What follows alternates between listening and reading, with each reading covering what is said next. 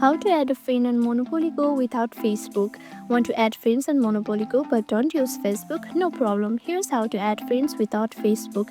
First, launch the app. Here, tap on the friends icon at the bottom of your screen. Tap on this invite right here.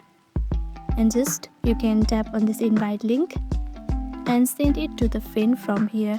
Just choose one friend like this, tap on it and just tap on this send here, and they will be sent a link to this game.